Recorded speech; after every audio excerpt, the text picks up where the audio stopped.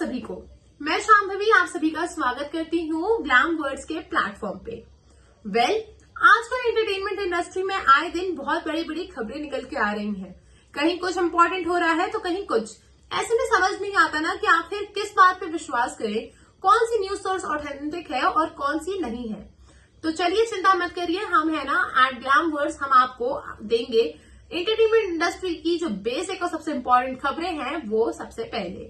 तो चलिए आपको बताते हैं कि आज की कुछ इंपॉर्टेंट अपडेट्स हमारे पास क्या हैं।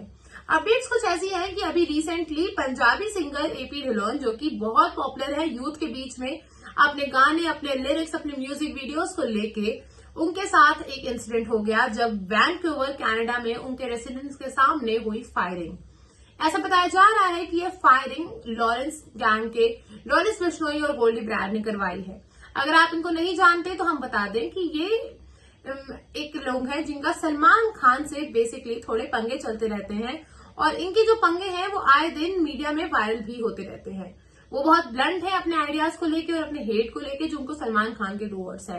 और ऐसे भी अनुमान लगाए जा रहे हैं और कुछ मीडिया रिपोर्ट्स के अकॉर्डिंग ऐसा भी कहा जा रहा है कि एपी ढिल्लोन का भी कोई कोलैबोरेशन वर्क आ रहा है सलमान खान के साथ। और शायद ये भी रीजन हो सकता है कि लॉरेंस गैंग ने एपी ढिल्लोन को अपने टारगेट में लिया हो। ये सारी बातें अभी कुछ भी तथ्य प्रूफ नहीं हुआ है और सिर्फ मीडिया रिपोर्ट्स के तहत ही कही जा सकती हैं। खैर, आप बताइए आपके क्या ओपिनियन है इस फायरिंग को लेके और इस झगड़े को लेके। हमारे कमेंट सेक्शंस आपके ओपिनियंस के लिए आर ऑलवेज ओपन। दूसरी जो न्यूज आ रही है वो ये आ रही है कि इंडिया के पहले के एक्टर ऐसे बने हैं जिन्होंने 200 करोड़ रुपए चार्ज किए हैं एक फिल्म के लिए। अब अगर आप सोच रहे होंगे कि ये फिल्म एक्टर कौन है, क्या रजनीकांत, सलमान खान, प्रभास या अल्लू अर्जुन, तो नहीं, ये इनमें से कोई नहीं है। ये एक्टर है अभी पिछले साल रिलीज हुई लियो फिल्म के एक्टर थलापति विजय। अगर आप भूल रहे हैं तो हम आपको बता दें कि ये साउथ के एक बहुत बड़े एक्टर हैं और इनकी पिछली फिल्म लियो बहुत बड़ा ब्लॉकबस्टर हिट हुई थी वर्ल्ड वाइड। सिर्फ लियो ही नहीं, इन्होंने 7 कॉन्स्टिट्यूट फिल्म दी और वो सातों की सातों फिल्म भी ब्लॉकबस्टर साबित हुई। अपनी एक्टिंग और अपने इंडस्ट्री के तजुर्बे के बलबूते पे ये जो परफॉर्मेंस प्रोवाइड कर रहे हैं ऑडियंस के सामने वो सच में इनक्रेडिबल है और उसकी तारीफ जितनी करे उतनी कम है। और शायद यही रीजन है कि ये ऐसे एक्टर हैं साउथ के जिन्होंने 7 सक्सेसफुल फिल्म दी एक के बाद एक विदाउट एनी फ्लॉप फिल्म्स। उसके बाद हम आपको बता दें कि अभी उनकी एक और नई फिल्म आ रही है the greatest of all time GOAT करके, जो कि सितंबर 5 को रिलीज होगी।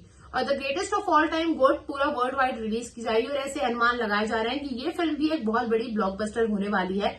और इसी फिल्म के लिए इन्होंने विजय जी ने 200 करोड़ रुपए चार्ज किए हैं। तो अगर आप विजय के फैन हो तो फिर वेट करिए 5 सितंबर का, यानी कि आज टीचर्स डे का, और इनकी ये फिल्म रिलीज होगी। और देखते हैं कि इस बार बॉक्स ऑफिस पे ये फिल्म कैसा कलेक्शन करती है और क्या विजय अर्जुन का जो रिकॉर्ड है पिछले फिल्म का, थलापति विजय का जो रिकॉर्ड है ब्लॉकबस्टर्स का, वो आगे भी ब्रेक कर पाती है या नहीं।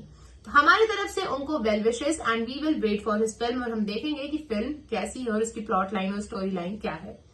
उसके बाद जो एक और बड़ी खबर आ रही है हमारे पास वो ये है कि रिया चक्रवर्ती, जो कि काफी टाइम से फिल्मों से और मीडिया से दूर थी सुशांत सिंह राजपूत की डेथ के बाद, क्योंकि लोग उन्हें एज अ कल्प्रिट देखने लगे थे, एज अ मर्डरर देखने लगे थे।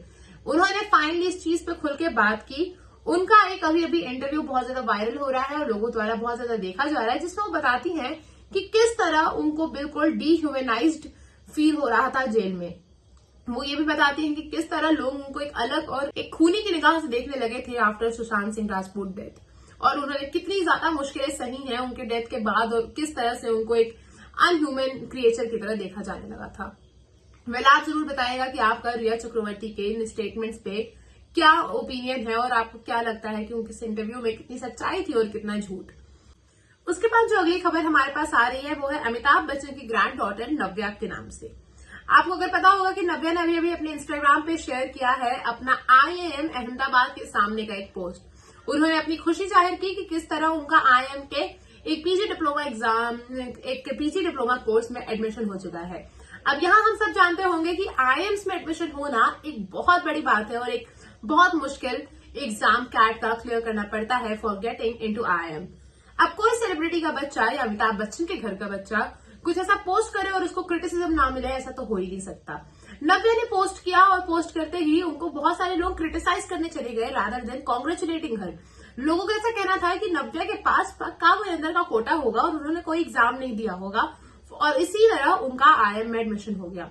लोगों ने ऐसी भी बातें कही कि क्या अब IIMs, IITs और IMCs में भी इस तरह का नेपोटिज्म चलेगा।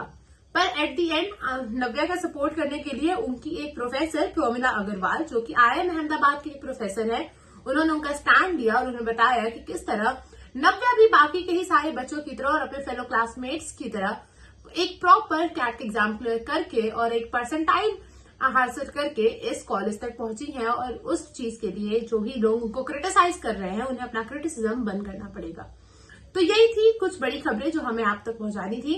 Well, do let us know कि आपको कौन सी खबर सबसे ज्यादा इंटरेस्टिंग लगी और किसके बारे में आप और ज्यादा सुनना और जानना चाहेंगे, क्योंकि आपके जो फीडबैक्स हैं वो हमारे लिए बहुत ज्यादा इंपॉर्टेंट है।